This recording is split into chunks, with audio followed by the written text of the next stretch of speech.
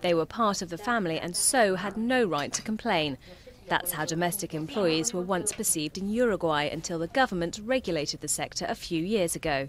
Since then, much has changed. The major difficulty was generating a cultural change in perception that would recognize the domestic worker as a worker with all her rights.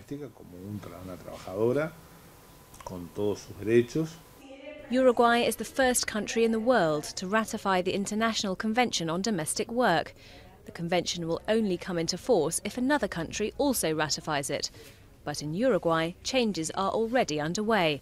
A 2006 law introduced a maximum 44-hour working week and also gave domestic workers the right to unemployment and sick leave, as well as a minimum wage.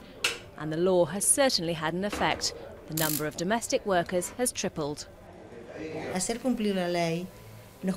Making them respect the law cost us a lot of hardship and a lot of firings. But for something to succeed, sometimes you have to pay a price. Even though some employers fought the law, others welcome it.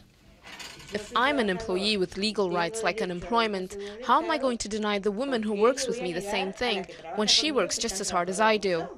While an improvement for workers' rights, the changes have hit some pockets hard. In our family's budget, the cost really didn't make much of a dent before. But now, if you look at the numbers, it definitely makes a difference. The government says there is still some way to go. Half of Uruguay's 120,000 domestic employees aren't registered and work illegally, so don't benefit from the new measures.